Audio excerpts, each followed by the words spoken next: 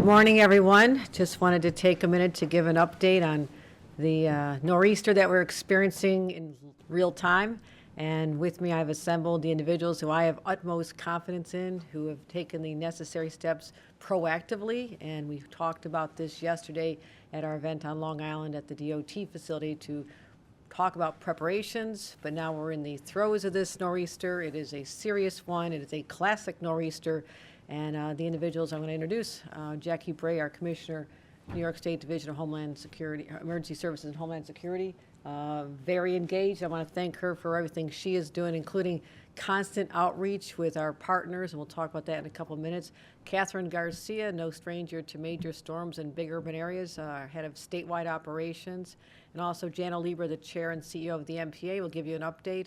And I understand that things are looking very good, and get credit for that, because if it doesn't, they blame you. So enjoy that, Jano. And I know you had a very good experience. He just told me he was coming down and giving people directions on the subway. So he's a real hands-on leader, and I appreciate that.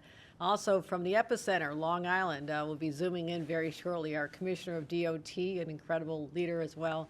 And I want to thank Commissioner Dominguez, the leader of the DOT. So you'll be hearing from her shortly. So let's see what we're looking at right now. This is a very serious storm. Very serious. We've been preparing for this. This could be life-threatening, and we wanted to make sure that we took all the steps that we believe were necessary, including starting with the declaration of emergency, a state of emergency, early on in the process. Yesterday, we announced that it would be going into effect at 8 p.m. yesterday. But that allowed us time for the DOT to deploy their trucks, bring in the Thruway Authority, all the plows that we're bringing in from other parts of the state. You'll get more details on that momentarily. But also the utility workers, because this is, we've seen from past storms, this is a huge point of vulnerability. You do not want to be in the middle of a storm and then start calling in utility workers to be on the ground to start doing the repairs so we can restore power.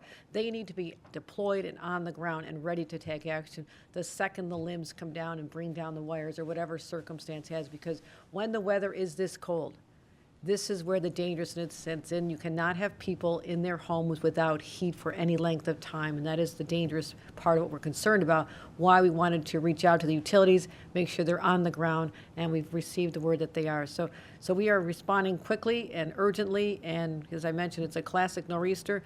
The snow is on track in terms of volumes, and this is what you keep track of, how much is predicted overall, how much per hour, because that is going to show you the severity. Couple that with the wind velocity, because that's what creates the whiteout conditions. But as much as we're glad it's a Saturday, very happy it's a Saturday, we don't have our normal rush hour commutes. We had anticipated, based on the projections and what was forecast, was that we'd be seeing the brunt of this during the late night hours from midnight till about 8 a.m. This storm lingered.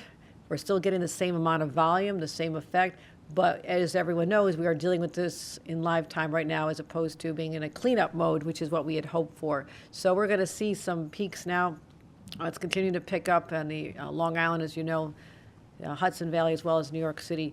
But it's high winds, heavy snow, blizzard conditions, all the elements of a classic nor'easter, and that's what we're dealing with right now. So our latest storm projections show that Nassau and Suffolk are being hit the hardest. As of 9:30 a.m., they had about 7 to 11 inches. That is going to continue to about 6 p.m., and I want to make sure everyone understands this. Even though there might be a little break or you start seeing a little clearing, don't be misled by that. There could be a gust of wind that creates whiteout conditions while you're out in the store running to get that last gallon of milk you wanted to get. Hopefully everybody gets these in advance. This is not a time to be out there shopping. But the good news is that we know the timing of this, and it will abate over the next few hours, next few days for sure, when cleanup starts. So this should not be a sustained storm that, as I've seen in my experience where I lived, where it sits over you for days and days and keeps accumulating, and then it does make it very challenging to go out and get the groceries or whatever you need from the store. So people just need to hold on, just wait a little bit longer, and I will still expect another 5 to 12 inches on Long Island until about 6 o'clock tonight. New York City, a little less, but still, given the density and people parking on the thoroughfares, on the roads and in the communities, it makes it very complicated for the plows to get out there, and that's why we see problems. But 4 inches so far, another 4 to 7 before. Most of that should start abating around 3 p.m. So that is an earlier termination expected time than we're seeing on Long Island. Dutchess, Rockland, Westchester, about 2 to 4 inches, about another 1 to 5 to come. So that's what we're looking at. And again, it should not be continuing into tomorrow, which is exceptionally good news as well. You mentioned all those counties. I've been in touch with all of them, or personally, or left voicemails. My team has been in nonstop communication, particularly on Long Island, to find out what we can do to help you as you deploy your assets, what we can do to be right at your side. And so we've had very good communications. Also, I just spoke with Mayor Adams to find out if they need anything in the city of New York. All's good so far. I did offer to give him some snow shoveling tips as well, because it's all about you don't shovel snow with your hands, you shovel with your knees. You need to get down and make sure that you're putting all the weight on your knees and not your lower back, as someone who's deals with that personally, has had dealt with it personally. So I spoke to them. We offer all the support they need, and that's where good collaboration and relationships with our neighboring counties, Nassau, Suffolk, Dutchess, Rockland, Westchester, and the 5 boroughs comes into play. So we're ready to be there for them and advance anything they need. Also, we'll be hearing from Commissioners Spray and Dominguez about getting our roads cleared. This is critically important. Please do your part when you are home. You are safer, but also it's safer for our men and women who are driving the plows. It is a challenge for them to do this. They have limited visibility. They are huge. They have major blades. They have to watch out. They have to have eyes between every part of their body, including looking backwards. They have to be able to see what's going on around them, make sure that no one's in their way. So please do your part. If you have to be on the roads, which we discourage for the next few hours, but if you are there, please watch out for these drivers. They're doing their very best. Everything they're doing is for you and for your safety. So let's help them and don't crowd them as well. So, and again, just keep your eyes open for all these plows. As we're saying, this was posted even before the snow hit. See that? We are so advanced. The picture is that actually grass? That's extraordinary. Even beforehand, we were saying to people, avoid the travel. This was the paramount lesson. And I do believe most people listen. We do see people out on the roads, but we're not seeing the tie-ups and the problems that we've seen, as I mentioned yesterday, as we saw in places like Virginia not that long ago, when people were on a major thoroughfare, 95 jammed up, people literally trapped in their vehicles. And this has happened not just in Virginia, it's happened all across our state when people do not have the warnings and listen to the advice to stay home. So I want to thank New Yorkers who sacrificed their travel and have stayed home, and it's a good time to just hang out. So that's another whole topic. We can get into that later, but I still want to say it's still very dangerous out there. These are dangerous weather conditions, and that's why we're reminding people to avoid travel at all costs. Some of our travel tips, as I mentioned, shoveling, you're talking to the expert now. This is something I've done all my life, especially when we were little kids, and my parents would say, when you're done doing our own driveway, go next door and do the elderly neighbors, and then when they're done, go do the other neighbors. So I would spend, it seems like my entire childhood during the winter months out there shoveling to help out neighbors, and I'm encouraging young, healthy people and everybody else to look out for your neighbors. Go to their houses, just do it with a smile on your face, and they'll be so grateful. And it's good to get some fresh air if you're younger. If you're a little bit older, I've had actually a neighbor who had a heart attack shoveling the snow, so be very careful. There is a risk of overexertion for people that are not accustomed to doing it, and we're not that accustomed here in Downstate. I know that. So there is a risk of heart attack. So if you feel chest pain, stop, get some help immediately, and that is what we've seen as a consequence sometimes when people are out there exerting themselves, shoveling snow. Again, watch out for your backs. Shovel bending your knees. It's the best way to do it. Also, if you have to drive, this should be in your vehicle all winter long, but if you've not taken these steps, take a look what we think you should have: the water, the snacks, the spare tire, the jumper cables, food, fully charged cell phone. Yes, how about that? Making sure that you're ready to call for help if necessary. Full tank of gas, critically important, because that can be a lifesaver for people who end up getting stranded, because we're not out of this yet. We warned about this yesterday. We're in the throes of the most serious, dangerous part as we speak. We want to make sure everyone understands that. And if you have to pull over, your car breaks down, you have to pull over, stay in your vehicle. There are cases of individuals leaving their vehicles. Other cars, motorists don't see them because of the blinding conditions, and that is very dangerous as well. So make sure you're ready. Even keep that bag of kitty litter or sand in your trunk. I've used that before. You put it under their tires. If you're stuck, you back and forth. I can give a whole tutorial on this, and we won't take the time now, but this is something I know very much. If you're at home, we want you at home, but you are also, for now, the next few hours, we're keeping an eye on whether or not there's any power lines coming down that could result in the stoppage of your power coming through, which means the lights go out and the power goes out and it gets cold quickly. So make sure all your flashlights have batteries. Check in on your neighbors. And again, while you're home, enjoy the time. I can give more recommendations on my favorite digital content. I forgot to say yesterday, I also love Ted Lasso, if anybody wants recommendations on fun things to watch.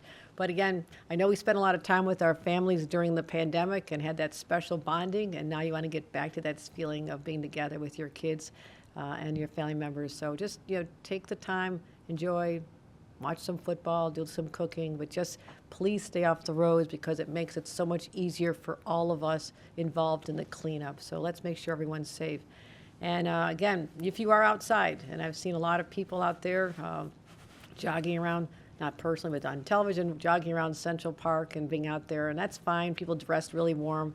And I did hear one gentleman say, he was up from Virginia, saying how great it was that he had to wear a mask because it kept his face warmer. So just an observation there. But hypothermia can set in. It's real, especially even temperatures as high as 40 degrees if you're wet or sweaty from shoveling. So be aware of the symptoms: confusion, shivering, difficulty speaking, and all of a sudden you say, it's not safe out here. So please be aware of this as well. As for your kids too, if you let the kids go out and play, make sure they're dressed super warm, that they stay closed so they can come in. But it's probably not the best day to do that. I would recommend that play occur in the next couple of days, but this is not the time to be outdoors at all. At this point, I'd like to pass it on to our commissioners, Commissioner Bray and then Dominguez, to talk about our response, and then we'll hear on how the MTA is doing. And I think it's going to be a good report, but Jano's always checking to make sure there's not a last-minute change. But so you'll get real-time information on the status of our subways and our buses. But right now, I do want to congratulate and commend all those individuals involved in this infrastructure, which is the lifeline of the city and Long Island and the neighboring counties. We have to keep that going. We know that's important, but we'll do it in a safe way, a way that makes sure that people and the employees get to their destinations safely and as on time as we can during a blizzard. So, Commissioner Bray. Governor, thank you. As the governor said, our forecast is on track. We do expect Long Island to receive up to 18 inches and the city and Mid-Hudson to receive a foot or more.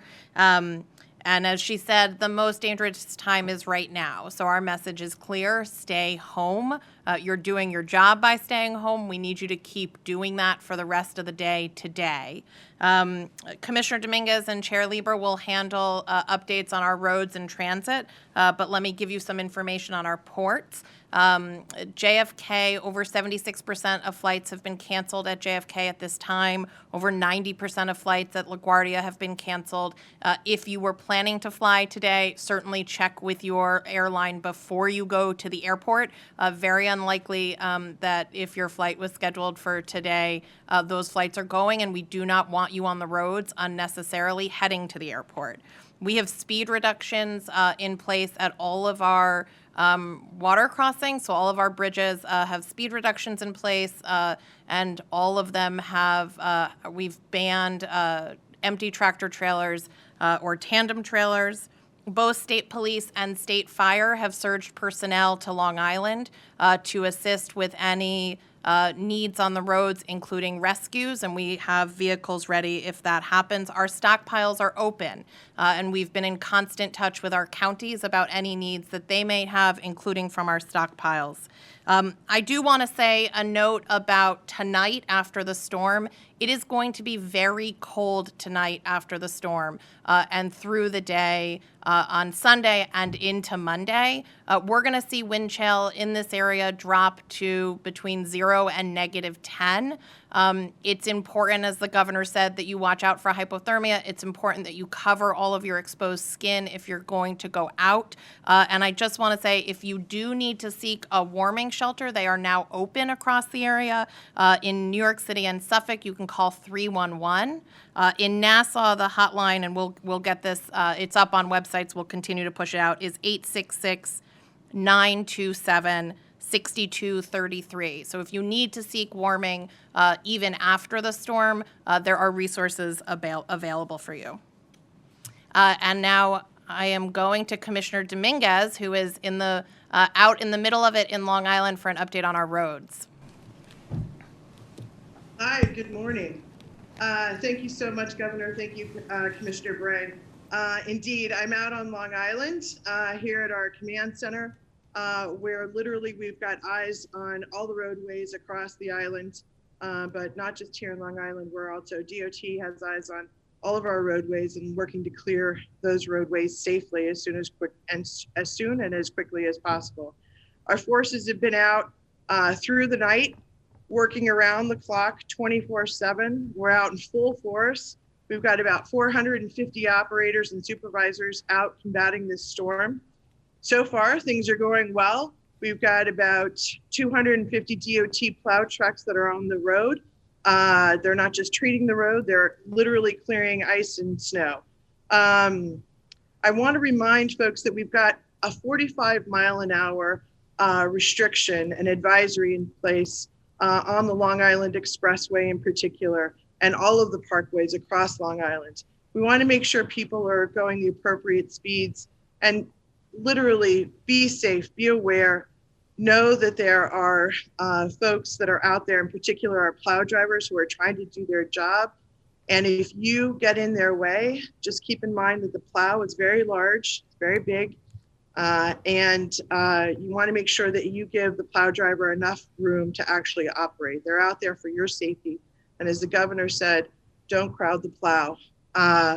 Let them do their job so that they can clear the roadways and make us all safe. Just in terms of preparation, the governor referred to this, but the bottom line is that New York State DOT, we repositioned a number of assets, including over 100 personnel from upstate New York down to lower Hudson Valley, and certainly here in Long Island, where we have made sure that we've got folks out ready to not only they're plowing the roads, clearing trees, doing whatever we need to do to make sure all the technology, signal technology, et cetera, is up and operating. We still have a lot of work to do. I encourage people to please stay home. Enjoy the afternoon, as the governor said, and tonight, and with the freezing temperatures that are about to ensue and high winds, you've got opportunity tomorrow to enjoy the whole day. Give us some room to actually clear the roadways and make sure that they're safe so that everybody can go back to work and enjoy next week safely. I think that the worst is behind us, but again, we still have some serious work to do. We've got a great elite snow fighting crew here at DOT, and we're at it. We're on it 24/7. We're going to stay at it and make sure that we work with our partners locally, counties, local governments, et cetera, to make sure everything's clear and ready to go. Thank you again, Governor. We greatly appreciate your leadership during this event. And again, stay home, stay safe. Thank you. Thank you, Commissioner, and please give our gratitude to everyone who's out there literally on the streets as we speak to make sure that we're safe. And at this point, I'd like to hear what things are the things that are happening with the MTA. You're getting it in real time right now with our no longer acting, but our permanent CEO of MTA, and that is Jana Lever. Thanks, Governor. The MTA story, I think, overall is a positive one. The subway system is operating almost fully. Almost every station is being served. That's 472 stations, only a couple not being served. We had to suspend temporarily the last stretch out to the Rockaways. We're providing buses to replace that service, but otherwise the subway system is in full gear. I actually rode the train up to this meeting, 10-minute ride from downtown to Midtown. Very positive. The buses are in great shape. 2,400 buses, all with chains on their tires, and all operating and supporting New York. The commuter railroads, tale of two different stories. Long Island, we planned and we messaged with the governor's leadership that the Long Island Railroad would be shut down today, starting at 8 a.m., and it remains shut down. It's going to come back on tomorrow, but the planning for that resumption of service will depend, the exact timing of the resumption of service is going to depend on when the storm abates. So we're going to set that as soon as we can after the snow stops. but we are very focused on making sure, and we will have full service for the Long Island Railroad on Monday morning. Metro North, Westchester, the other northern suburbs, positive story. Hourly service on all three branches. The only suspensions are on the Harlem line, southeast to Passaic, the northern end, and the three branches in Connecticut. But otherwise, all three lines, New Haven, Harlem, Hudson, are getting hourly service on Metro North.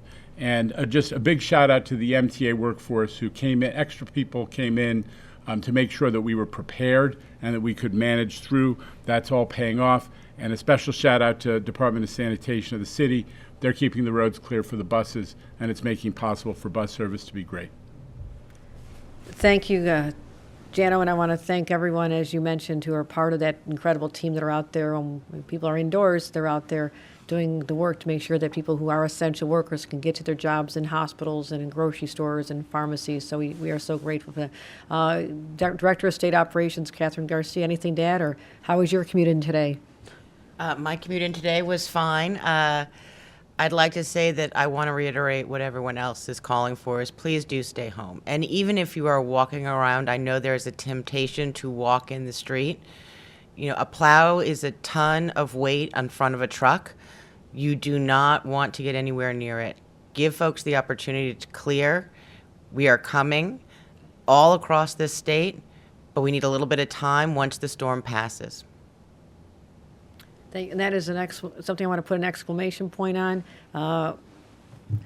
Just because the snow stops doesn't mean life gets back to normal. That's when the true cleanup is going to continue, and that's when we need just a little more time to take care of the roads safely. And again, we all know, everyone knows to do that, so let's see if we can follow that. And again, our wind chills, as I mentioned, this is what is the dangerousness we're talking about. We're expecting temperatures in the single digits tonight into tomorrow morning. And this is when frostbite kicks in. Look at how serious that can be. So we are trying to remind everybody, take this very seriously. And also one of the consequences I mentioned earlier is that you get the lines that come down. You end up with that situation where there's dangerous power lines on the ground, or else in your home you've lost the power. Right now, as of at least 10 a.m., we had about 424 homes in the state of New York without power. That is minimal. That is very good at this point, but we're not out of this yet. And so we're expecting that to actually go up as the winds pick up this afternoon, and we'll restore power. We'll be working with utility crews and making sure that they have whatever they need from us to do their jobs. But again, it was about deploying people on the ground right away. So here are some recommendations to protect yourself during a power outage and how to keep everything safe for you and your family members. Again, checking on your neighbors is really important. So as long as we're giving our forecasts and weather reports, let's talk about the winter surge of the pandemic. And it is still going on, and that's why one of my first questions this morning is what's happening in the hospitals, because we have a lot of patients, places like Long Island, Downstate here as well, where there are people in hospitals being treated for many ailments, but COVID in particular. And I want to make sure that the healthcare workers could get to their jobs. And the report is, as we've checked in with all the hospitals, that they are in a very good place. And that was important to me, recognizing the confluence of factors dealing with the pandemic that is still persistent but dramatically improving, as well as we're dealing with a nor'easter. So statewide positives, take a look at that. That is a beautiful sight. Down from 90,000 cases just earlier this month, and now down to 12,000 cases, which again, a few months ago we would have thought was incredibly high, but put into perspective of what we just came through. And we've done about 215,000 tests, or 215,254 tests. But what you've seen in those positives is an 86% drop in 3 weeks. That is fantastic news. And our hospitalizations have dropped about 39% in just 2.5 weeks. And we've just lost, more people down. Another 500 have been discharged from the hospitals over the last 24 hours. And again, our single-day positivity, 5.73%. And so we are absolutely trending in the place we've been wanting to get to for so long. And if we continue with that, statewide, our 7-day average is always going to be a little bit higher, but that's about 7%. New York City, 5%. Long Island, 8.6%. And we still have lost a number of our fellow New Yorkers, 125 individuals. And so Again, that is, put that in perspective. Just a couple months ago, we were talking about, still people passing away because of the pandemic, but it was 22, 24, 25. So this is, again, we talk about a lagging indicator. This eventually will go in the same direction as the cases and the hospitalization, but there's still a lot of people sick in the hospitals, and we want to keep all of the people and the families, members of those we've lost in our prayers. So hospitals are open. We're getting through this, and we know what to do. We know how to handle this. We're ready. We're prepared, and there's no group of people more resilient anywhere in this country than New Yorkers. So let's be smart, let's be safe, and then we'll get through this together as we always have. So thank you very much, and with that, we'll take any questions. Thank you very much, Governor. Good morning. Reporters, please use the raised hand function in the lower right-hand portion of your screen. We're going to take a few questions. Up first is Steve Burns from WCBS Radio. Steve, your mic is open. Hi, Governor. Can you hear me? Yes, I can, Steve. Hi, good morning. Few quick questions for you. First one's probably better for Jano in terms of the Connecticut branches of Metro North, what the resumption plan for those would be. Also, I think one of the unique parts of this storm is how cold it's going to be afterwards, not just the following evening, but for days ahead. It looks like we won't spend significant time above freezing until Wednesday or Thursday of next week. So does that pose any additional challenges for icing and re-icing and clearing things and any safety challenges going forward here? Well, it certainly does, and that is what we're concerned about. It's not just a snowfall. It's going to melt very quickly, and we're going to be fine. There are layers of ice that'll be under it, and it'll be, the ice will take longer to go away because of the frozen temperatures, the frigid temperatures, and again, wind chills of 0 to -10 are dangerous for people, but they're also very challenging for people to salt and get the roads safe again so they're not slippery. So when you think about what we're in for starting on Monday, that's a commuting time. It's also a time when there'll be school buses back on the roads if the schools are open. So there's a lot of factors at play here. So yes, we're not going to be out of this for a number of days. There'll be a lot of cleanup, and that's part of it. But I'll let Commissioner Bray address that after we hear from Jano on your question about those particular lines. Steve, the Connecticut branches you're referring to, which are the Danbury, New Canaan, and Waterbury branches off of the New Haven line, that decision about when to resume service on those is going to be made after the snow stops, when we see where we stand and can determine how quickly we can recover. But we've made all the preparations to expedite that, so I'm confident we'll get that in shape by the Monday morning rush, and in all probability sometime tomorrow. Emphasize that decision about Connecticut restarts is made in consultation with the governor of Connecticut, Mr. Lamont. So, but we're on it, and the New Haven line, which is even more exposed than those branches, is operating, as I said, hourly service. So we're optimistic. And Commissioner Bray, as you put on your hat as the former chief of staff to the National Weather Service in Washington, tell us about ice. Yeah, absolutely. Thank you. So I should say we're going to have state crews, and I'm sure the local and the county crews out over the course of Sunday and Monday, continuing to brine the roads and salt the roads. We do expect the temp on Monday to get into that sort of mid to upper 20s, which will help with the salting and brine. So we'll have crews just stay out there until we're confident that the roads are not only passable and clear, but also that we don't have an ice threat coming. And as the questioner said, we do expect more mild temperatures coming Wednesday, and then very mild temperatures on Thursday and Friday. So the crews will stay engaged. We don't expect any significant additional ice buildup after this storm, but we expect to have to keep our crews out there to keep the roads clear. Thank you. Next question. Thank you very much, Commissioner. Governor, your next question comes from Sophia Chang, WNYC. Sophia, your mic is open. Hi, Governor. Can you hear me? Yes, Sophia. Thank you. Great. So given the anticipated cold temperatures coming and with the terrible fire in the Bronx fresh on the mind, is the state offering any resources for folks who might be struggling to heat their homes, especially if there are further power outages? That's a very good question. I'll ask Catherine Garcia to address what resources are available for those individuals. And we are concerned about people using space heaters. And so, Catherine Garcia, why don't you give your reflections on that and what needs to be done to make sure that people are safe in their homes? Certainly. If you do not have heat in your home, besides if you are a tenant, you should be reporting that to the government to make sure that we are addressing that with the landlord. But you should never be using an unattended space heater or using a gas stove to try and heat your home. There are warming centers available both within the city as well as the counties where you can go and stay warm. The state overall has through its Office of Temporary Disability Assistance funding that is helpful for people who need help paying for their utility bills. Obviously, that is not an emergency response by any stretch of the imagination, but I want to reiterate that if you are in some place that is too cold, do not use an unattended space heater.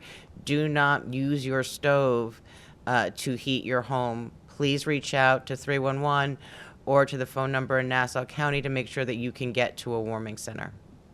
Thank you. Thank you very much, Governor, and everyone. That's all the questions we have. Stay safe out there, please. Okay. All right. Thank you, everyone, for joining us, and stay safe.